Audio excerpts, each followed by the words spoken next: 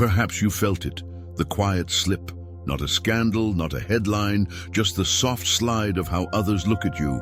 A meeting ends and you sense it in the air. A friend goes silent and you sense it in your chest. A promise lingers unfinished and you sense it in your stomach.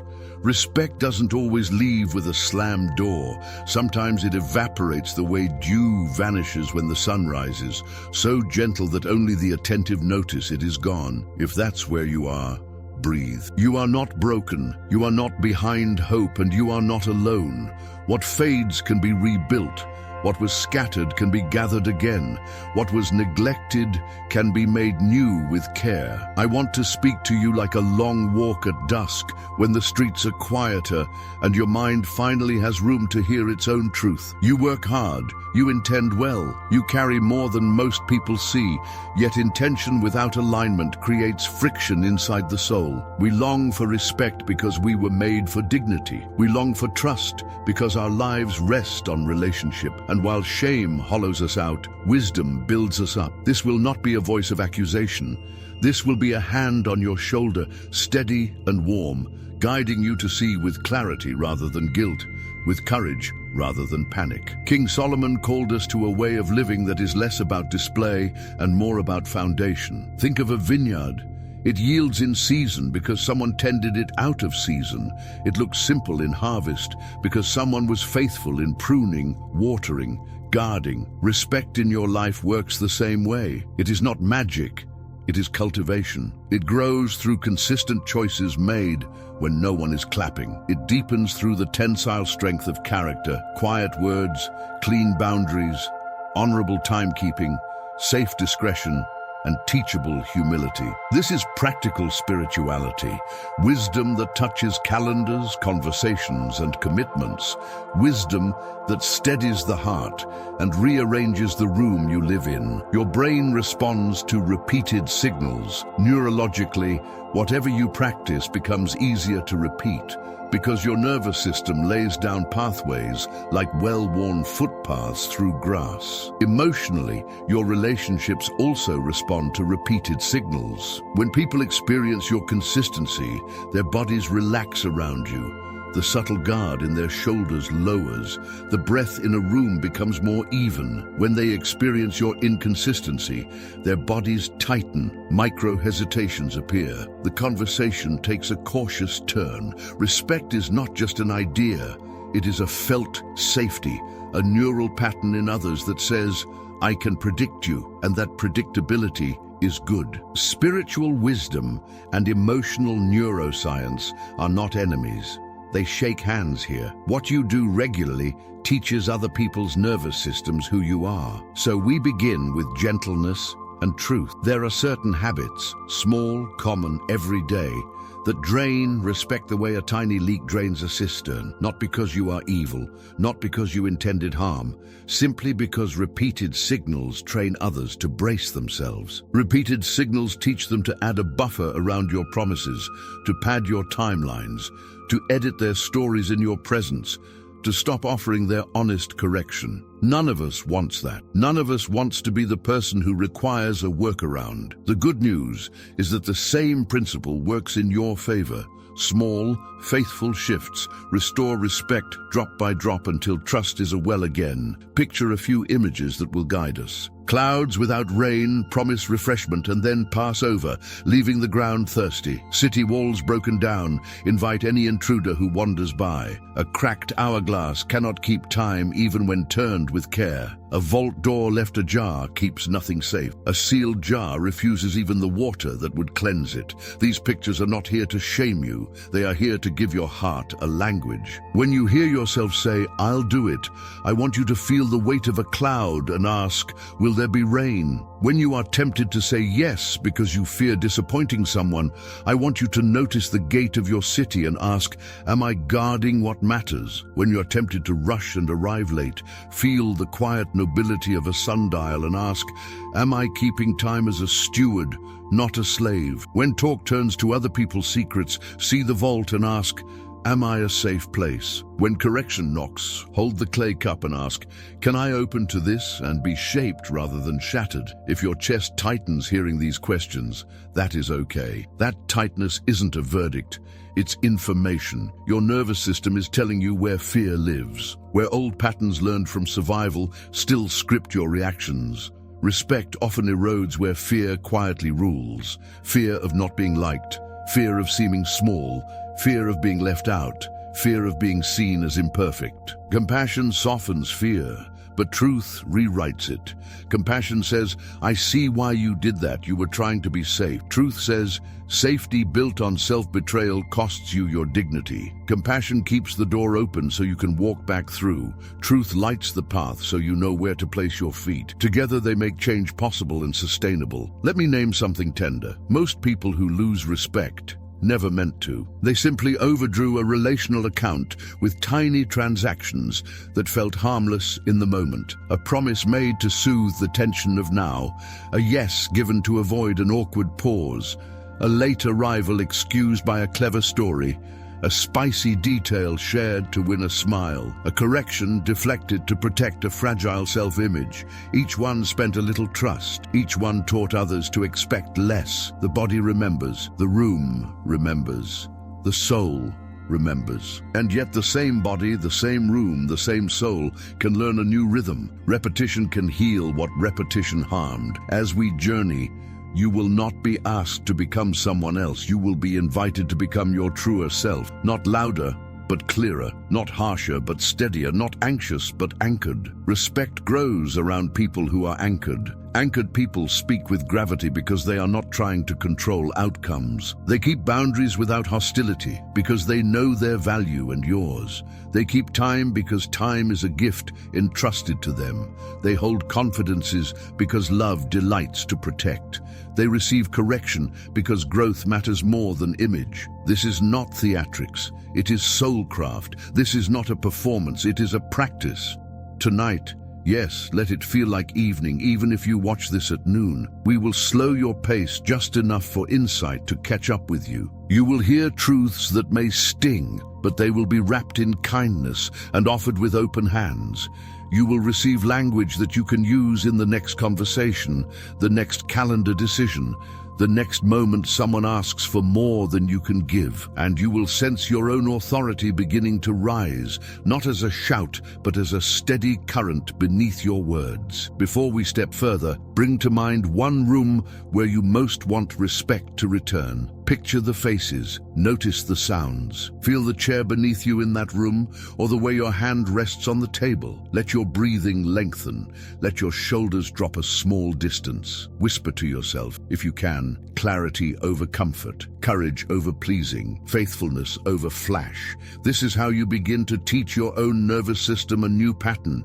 This is how you align spirit, mind, and body, so that what you believe becomes what you do, and what you do becomes what others trust. We will move carefully, and we will move with hope. The habits that drain respect are learnable, which means they are unlearnable. The virtues that rebuild respect are repeatable, which means they are livable. You will not change everything at once, and you don't need to. Small shifts, honest choices, humble steps, practiced again and again until they feel like home. Respect returns to homes like that. It remembers the door, it recognizes the welcome, and it stays. It begins as a tiny relief in the mouth. A yes slips out, and the tension in the room softens for a moment, like steam rising from a kettle. You feel generous, even noble. Later, when the promise lingers unfinished, a different feeling arrives, a weight behind the eyes, a heaviness in the chest. Somewhere inside, the soul keeps a careful record,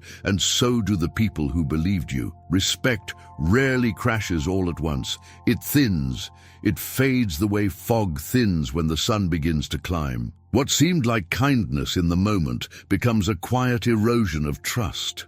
Not from malice, from the gap between words and reality. The body notices that gap before the mind explains it. Emotional memory learns your pattern and begins to brace. When your name appears on a calendar, shoulders lift a little. When you say you will handle it, someone nearby starts a private backup plan. The brain loves predictability. It relaxes around steady signals and tenses around mixed ones. Overpromising trains people to carry a small doubt in their muscles.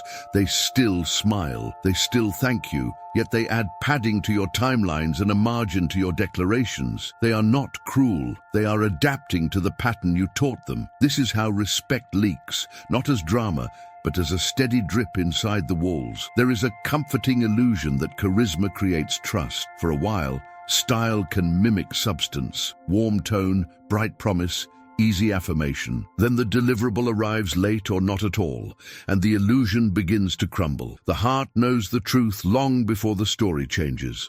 Trust is not an echo of enthusiasm.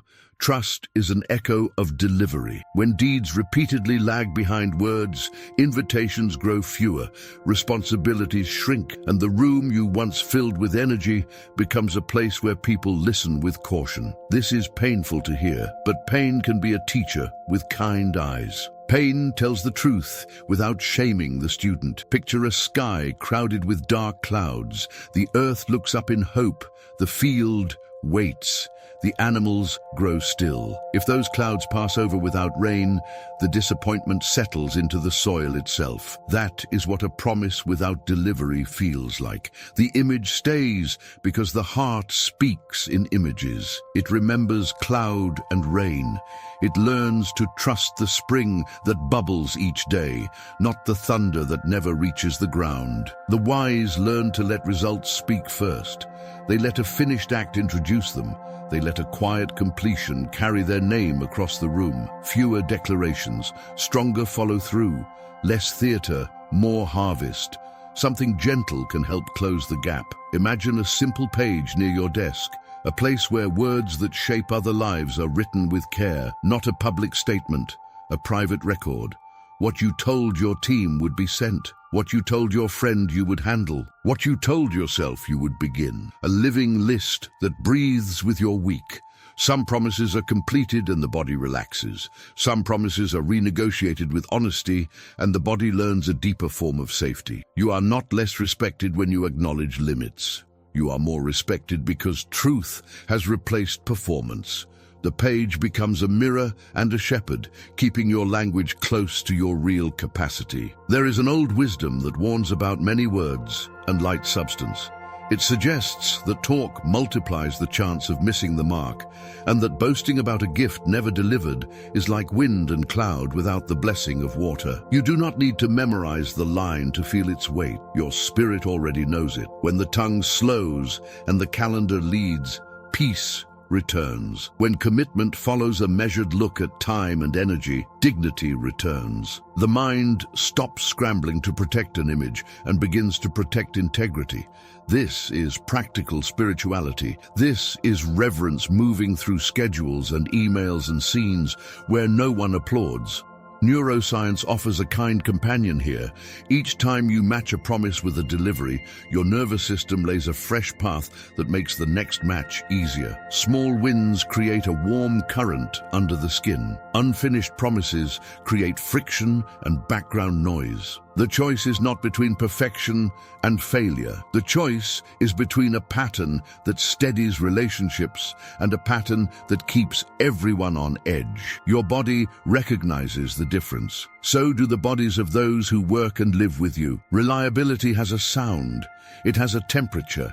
It feels like a steady heartbeat in the middle of a crowded day. A quiet story can carry this home. Once, a manager stopped speaking in the language of soon and began to live in the language of done. The first week felt awkward, almost sparse, because the room had grown used to grand plans.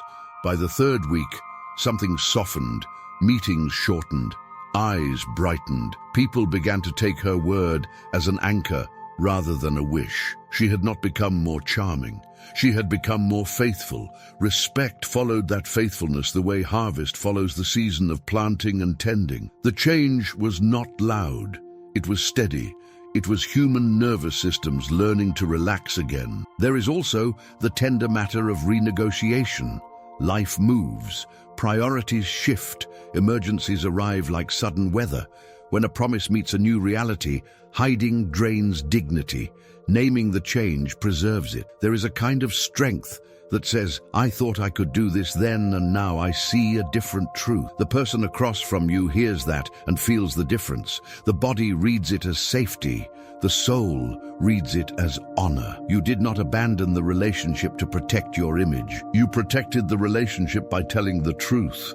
This is how respect returns after a stumble, not through excuses, through clarity with care. Slowly, a new reputation gathers around you. People begin to reach for your name when something must be delivered in the real world. They do not expect spectacle, they expect substance. Your speech becomes modest, and your results grow weighty. Your presence becomes calm, because you are not juggling the fear of being found out. You are living close to what you can actually carry, and that closeness becomes a gift to the people around you. In time, even those who doubted begin to loosen the guarded shoulder, and conversations regain their ease. If you listen beneath all of this, you may hear a simple rhythm. Speak with gravity, commit with awareness, deliver with steadiness, and when the weather changes, tell the truth with kindness.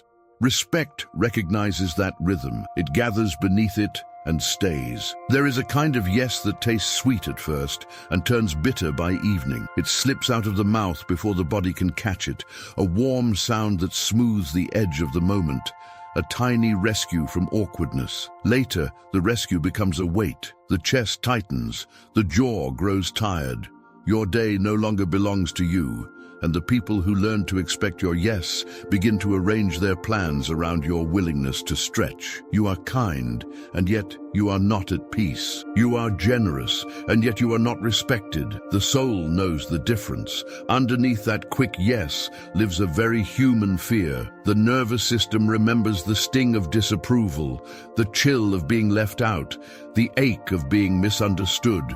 To avoid that ache, the body moves fast. It nods. It agrees. It gives access that the heart did not truly authorize. Then resentment rises like a slow tide. You apologize more often.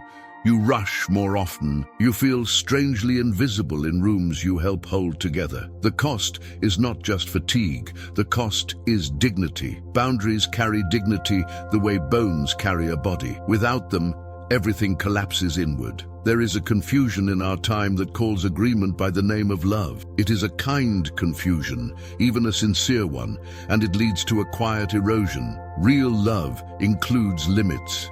Real kindness tells the truth about capacity. Real compassion honors both the other person and the image of God in you. Think of an ancient city at night. Strong walls do not announce hostility. They announce worth. Sound gates do not prevent welcome, they organize it. When the walls are intact, peace can rest. When the gates are guarded, generosity can flow without being looted. The surprise is simple. Access is not automatic. Access is earned through trust, alignment, and purpose. Forgiveness restores relationship, yet it is not the same thing as unlimited access. You can forgive and still choose a smaller circle for sensitive matters. You can be kind and still protect your focus. You can be gracious and still carry a clear no in your pocket. People feel the difference.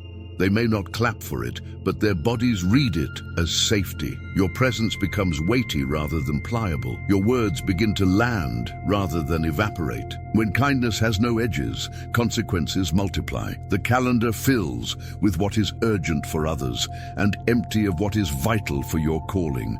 Projects drag because your energy is scattered in thin strips across too many promises. Quiet bitterness blooms in private moments, and your smile grows tired in public ones. Sleep does not repair this kind of wear. Only honesty does. Only the slow rebuilding of an inner gate returns a person to themselves. Without that gate, you will be generous and hollow at the same time, a combination that invites users and confuses true friends. There is a gentle way to restore the gate. Before a yes forms, wise people glance in three directions. They look toward principle, asking whether this request matches the life they have chosen. They look toward capacity, asking whether there is true margin in time and energy. They look toward counsel, asking how their clearer self would read this moment and what a seasoned voice would see that emotion might miss. When these lights align, yes becomes a blessing rather than a burden. When they do not, a small and honest no preserves peace and keeps the door open for a better yes later. Ancient wisdom speaks with a picture. A person without self-control is like a city with walls torn down. Anyone passing by can walk straight through and take what they want. Another line warns that the fear of people becomes a trap. These are not threats, they are maps. They tell us why a soft yes can lead to a hard life. They explain why your heart feels exposed after you promise against your limits. They help you understand why respect fades when your yes is available to anyone with urgency and volume. Walls do not make you cold. They make you trustworthy. Gates do not make you distant. They make you clear. The body keeps score in these places. When you begin to honor your limits, your breath deepens, your shoulders lower, the migraine that visits at week's end grows less frequent. You stop rehearsing what you will say to justify yourself because your life is beginning to justify itself. Friends who value you adapt to the new clarity. Those who used you drift, not because you are cruel, but because you are no longer free to be consumed. The room notices. Respect returns on quiet feet. People begin to ask for your perspective rather than just your availability. A simple scene can show how this change feels. A professional who said yes to every request began to feel the ground give way under her. Meetings ran late into the evening. Promises multiplied and deliveries thinned. She stopped trying to win affection with agreement and started to honor her calling with clarity. The change was not dramatic.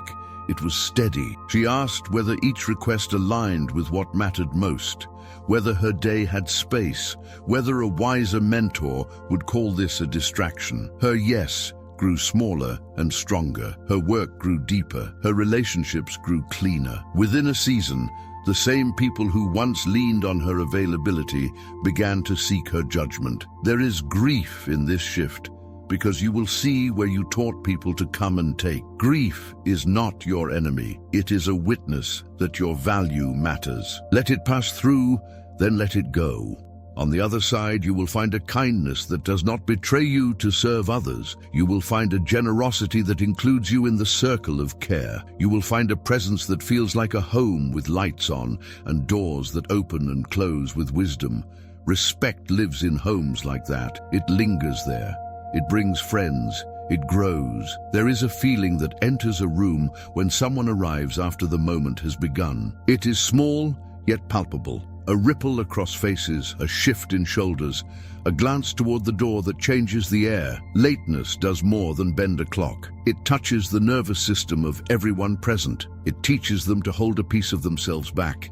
It suggests that their time is a little lighter than yours. No harsh words are spoken, yet the message lands and respect thins in the quiet place where people notice patterns more than promises. The body reads time as care. When you keep time, bodies soften. When you miss it again and again, bodies brace. The brain loves signals it can trust and relaxes around rhythms that keep faith. Predictability lowers the silent alarms that make conversations cautious and decisions slow. Unpredictability raises those alarms.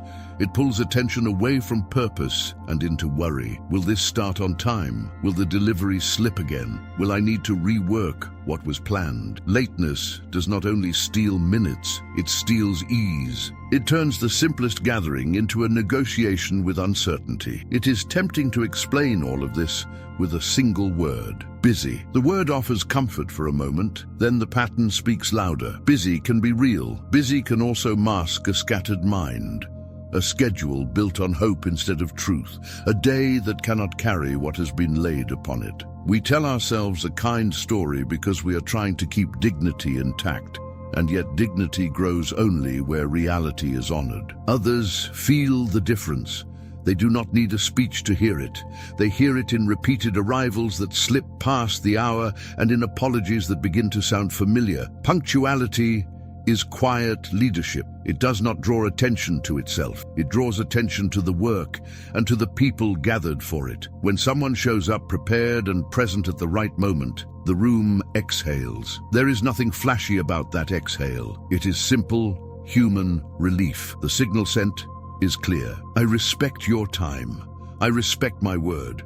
I am here in full. Authority grows there without volume or display. The mind stops compensating for doubt and starts collaborating in trust. Think of time as a sacred trust placed in your hands for a season. The wise treat that trust as stewardship.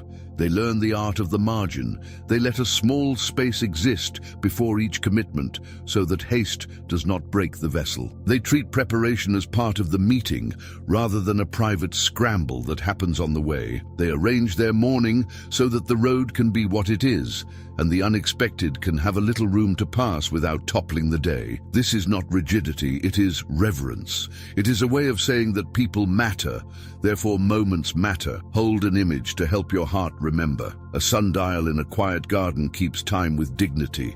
It does not panic, it does not boast. It simply aligns with light and offers a faithful reading. A cracked hourglass cannot be trusted no matter how often it is turned. Sand slips through the fracture and the measure becomes a guess. When you keep time, you become like the sundial. You offer a steady reference.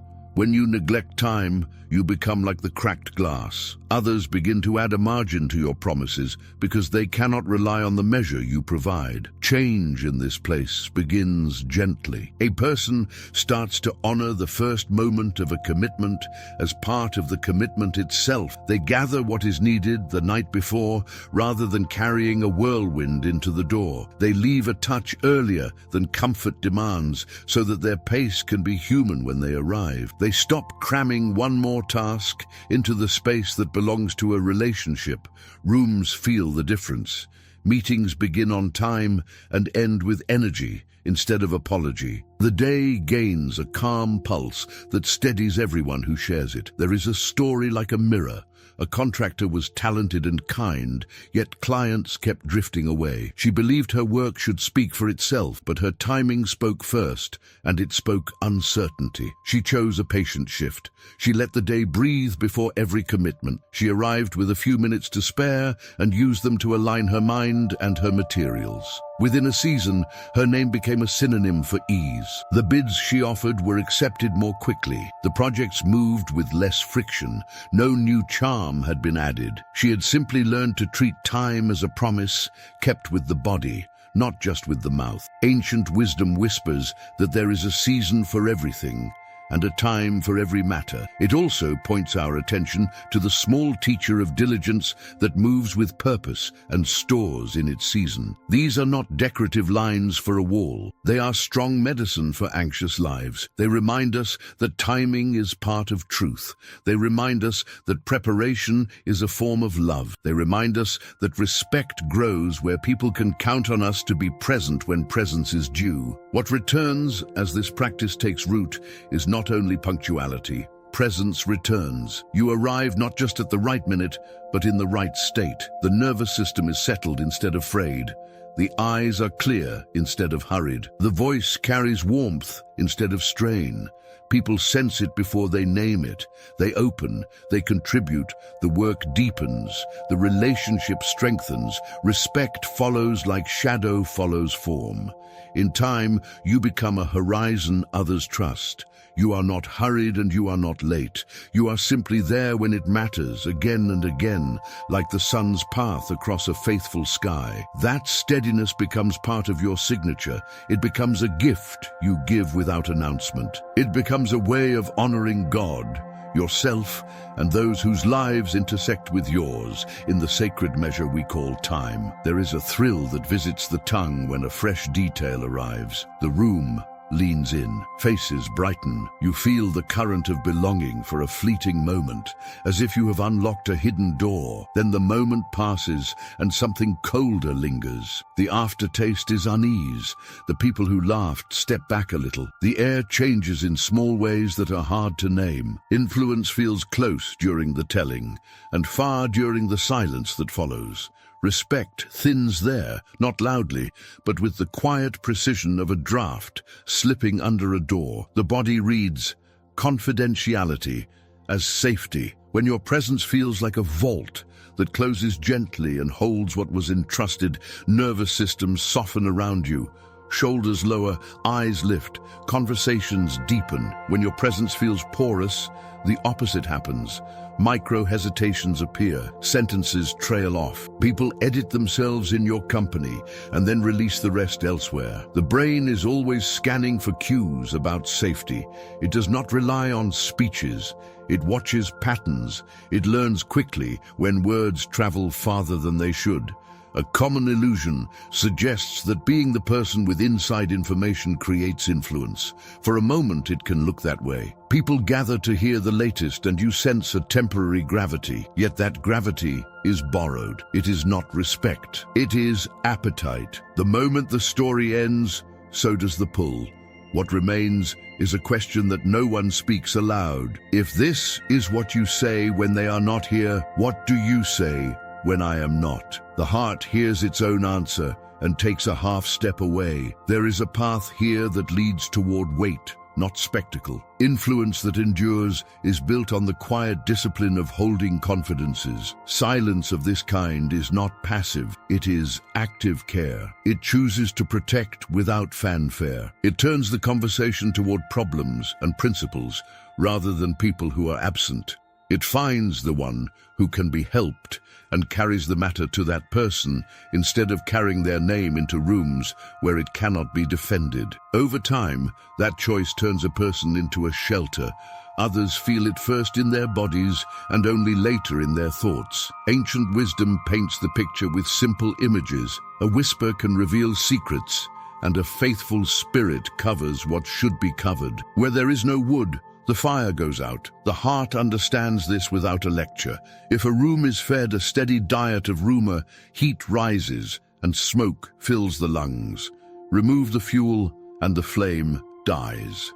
In the same way, a relationship that once smoldered with suspicion can clear when words that do not heal are no longer adding fuel. This is practical spirituality. It is love that guards.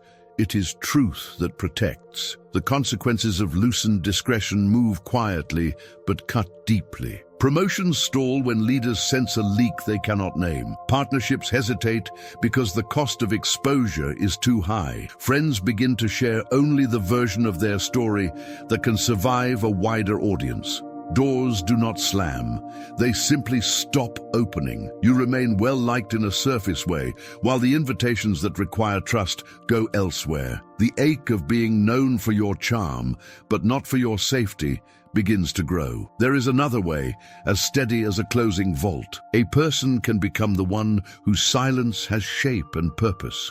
The one who redirects a drifting conversation towards solutions. The one who speaks candidly, only in the right room, with the right person, for the right reason. The one who will not carry a third party into a space where they cannot stand for themselves. Friends learn that their hearts can rest in your hands. Colleagues learn that their missteps will be addressed with them, not performed for others. Leaders learn that you can be trusted with the kind of knowledge that tests character. Consider a story that feels honest in the mouth. A professional was bright and caring, yet something kept her on the edge of advancement. She enjoyed the sparkle of knowing what others did not, and sprinkled it into conversation like seasoning. The rooms felt lively, then strangely thin. An opportunity passed her by, and she felt the sting, then the clarity. For a season, she practiced a different presence. She held what was private. She moved hard conversations to direct channels.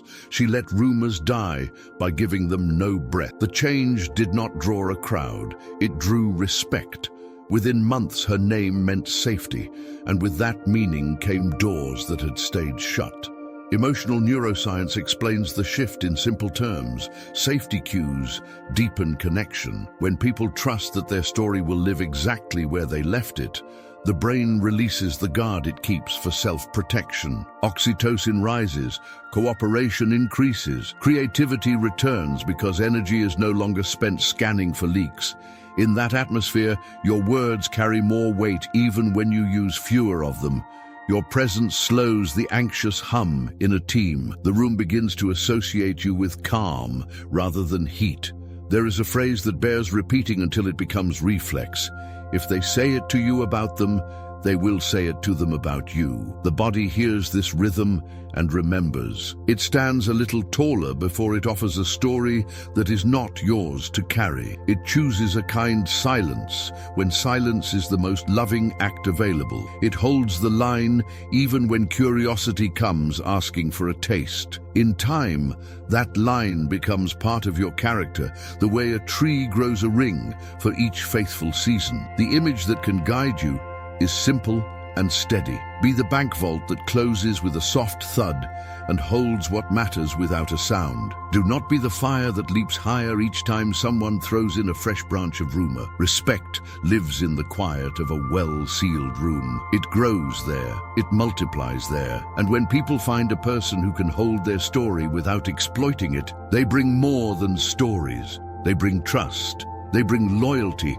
They bring the kind of influence that does not flare and fade, but burns warm and clean, like a lamp trimmed for the long night. There is a certain stiffness that enters the body when another voice offers a different view. The shoulders lift by a finger width. The breath grows shallow. A small heat rises in the face, not because of malice, but because the nervous system is guarding a fragile border. Defensiveness announces itself before a single word is spoken. It is the old instinct to protect the image we carry of ourselves, the effort to keep the mirror from moving. In that moment, respect begins to drift, not because intelligence is lacking, but because growth is being refused.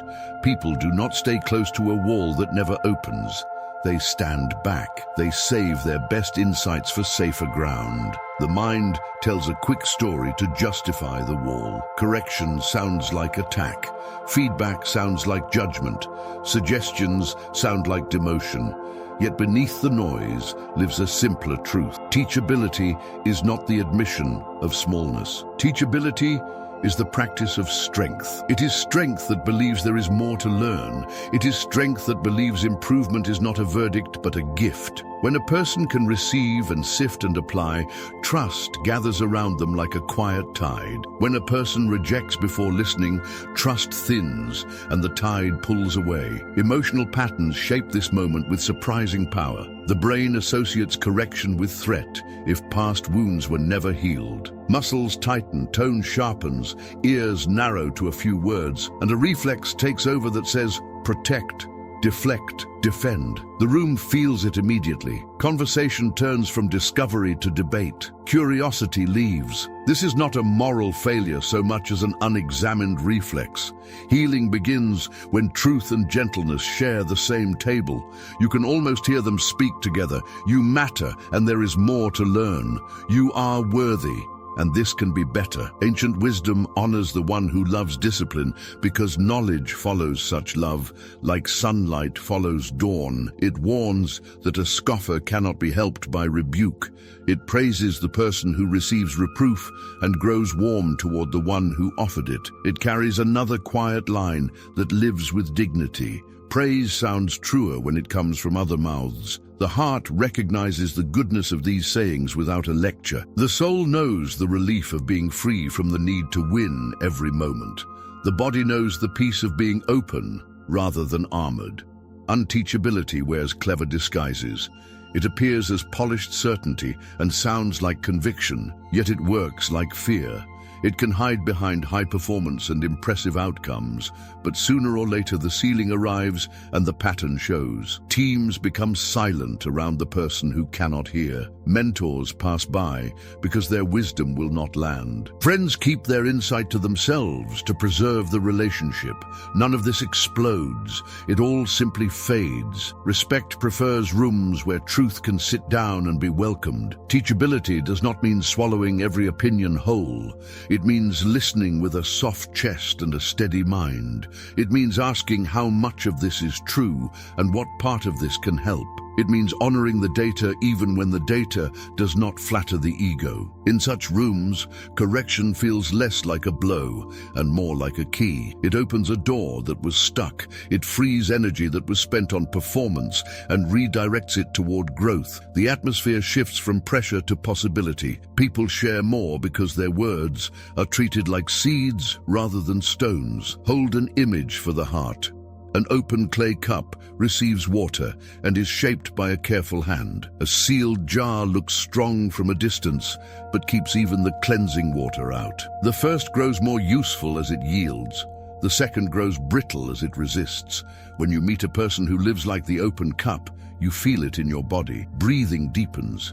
Ideas rise. Laughter returns. Time with them becomes a place where excellence is not a threat, but a natural harvest. There is a story that feels true in the mouth. A leader was smart, driven and admired from afar, yet those closest to him grew quiet over time. He mistook silence for agreement and called it unity. A project faltered, and the pain found him. In the stillness that followed, he began to notice the pattern by the light of honest grief. He invited a different rhythm into his days. Reviews turned from performance theater into genuine learning. He thanked the hard words without performing surprise. He made small adjustments quickly and spoke about the results without self-applause. Within a season, the sound around his name changed. People brought their best again. Respect returned on calm feet. Neuroscience would say that repeated experiences of safe correction rewire the fear center and allow the thinking mind to stay online. Spiritual wisdom would say that humility attracts favor because it aligns with reality. These two voices do not compete. They complete each other. Together they teach that a willing heart and a calm nervous system can learn almost anything. Together, they show why teachability is not weakness. It is power that flows without noise. Something else grows in the soil of teachability: joy. The joy of improvement felt in the hands and in the craft. The joy of collaboration felt in the lift of a room. The joy of hearing praise that was not required because it rose naturally from the fruit of changed practice. The compulsion to announce oneself fades. The hunger to be seen for perfection is replaced by the confidence of being seen as faithful. Others notice and they stay. They stay because learning people are safe people. They stay because progress is a kindness. In time, your presence begins to carry a quiet signal. You do not bristle when truth knocks. You breathe, you listen, you sift, you apply. The signal says that respect will not be punished here, that honesty will not be taxed. The signal says that growth is welcome. That signal travels farther than a speech. It travels through hallways and calendars and conversations you never hear. It turns rooms into green fields and days into seasons of harvest. It makes your life a place where wisdom can rest and where others can rest as well. By now, a pattern has emerged like a path in tall grass. Respect does not rise on speeches.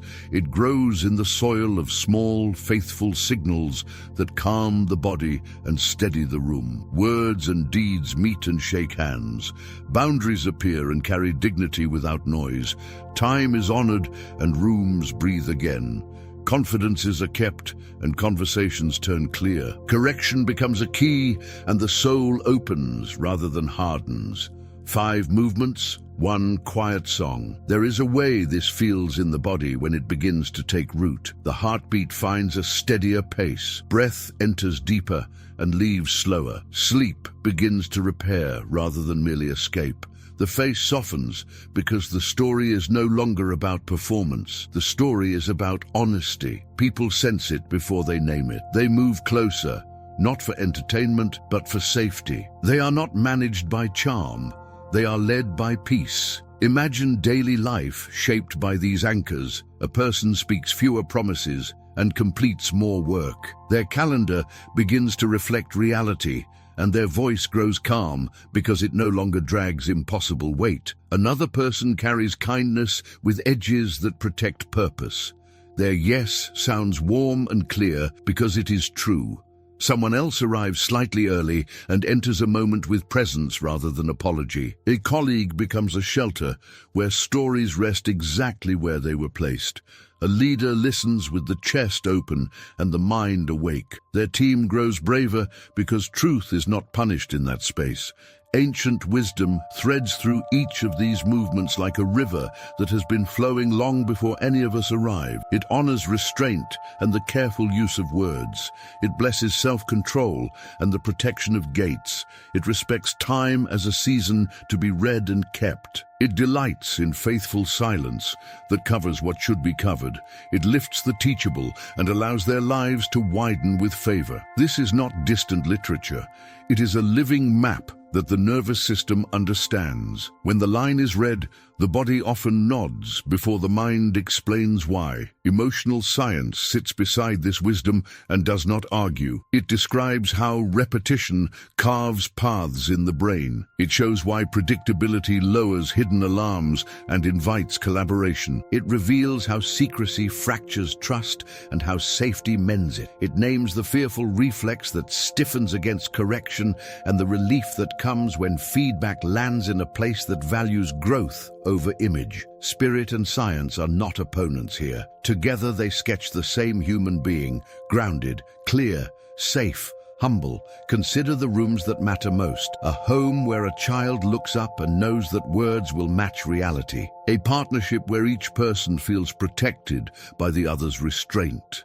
A team where time keeps shape and ideas are met at the hour they were promised. A circle of friends where absent names are honored and present faces relax. A craft where learning never stops and excellence becomes a quiet joy. Respect gathers in rooms like these. It stays, it multiplies. The images we carried still speak. Clouds without rain remind the tongue to weigh its offers. City walls remind the heart that kindness without structure collapses on itself. The sundial reminds the day to align with light rather than with frenzy. The vault reminds conversations to hold rather than spill. The open clay cup reminds the soul to receive shaping rather than resist it. These are not decorations. They are a private language that keeps memory close to practice. When a decision approaches, an image rises and the path clears. There is also the gentle matter of repair. Every life knows the sting of a missed word and a late arrival and a story told too widely and a moment when pride shut a door. Repair is possible. It begins with truth spoken without drama and continues with patterns that keep faith. People learn by watching time.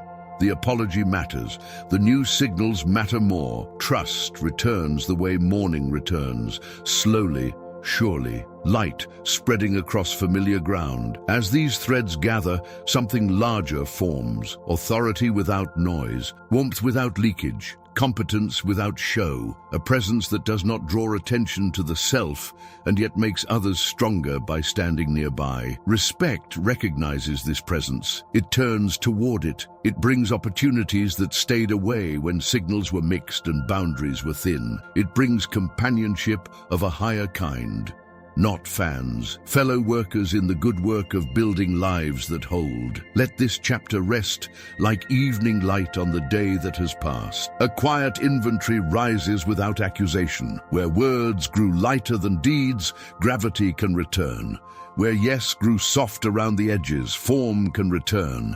Where time bent until it broke, rhythm can return. Where stories wandered, safety can return. Where correction stung like threat, openness can return. The path forward is not a spectacle. It is a steadiness. It is a way of being that teaches every watching body to breathe. Imagine a vineyard at first light. Dew rests on leaves. The air is cool and honest. Nothing rushes, nothing begs. Vines hold their shape because a careful hand guided them through earlier seasons. Respect feels like this kind of morning. It does not arrive with parade drums. It gathers the way light gathers, touching everything that has been patiently tended, promises kept without flourish, boundaries held without offense, moments met on time with clear eyes, stories held in trust, corrections received with a warm heart. The field remembers and gives back. The spirit knows when life begins to align in this way. Shame loosens its grip because there is nothing to hide and no costume to wear. Your voice becomes slower and truer. Your days grow a steady rhythm that the body can rest in.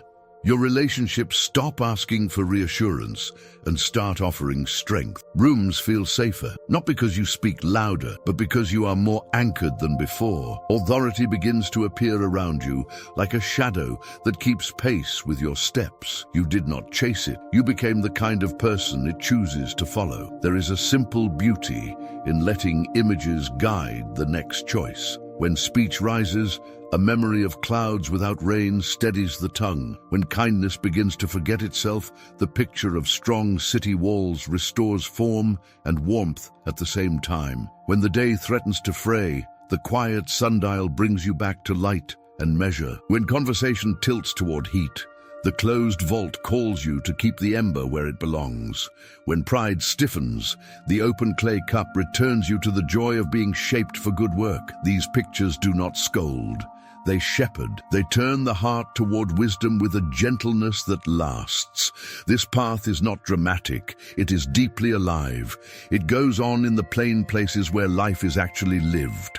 In kitchens and offices and late-night rooms, in calendars and inboxes and doorways. Practical spirituality breathes here. Emotional science affirms what the soul has always known. Repetition teaches the brain what to expect and the body what to feel. Safety lowers hidden alarms. Consistency plants rows of trust that ripen when you are not even looking at them. Humility keeps the soil soft so new growth can take root when truth arrives. Those who share your life will feel the change first in small ways. A meeting that used to carry tension suddenly moves with ease. A friend who once guarded a secret now speaks without bracing. A colleague who kept their best ideas private brings them into the open. A mentor who watched from a distance steps closer with a confidence that warms the room. Nothing about you is perfect. Everything about you is becoming whole. The center of your life is less crowded with fear and more filled with purpose. In the end, this is a story about dignity, not the staged kind that fades when the lights go down. The quiet kind that comes from living close to the truth. Dignity like that is contagious. It invites others to remember who they are.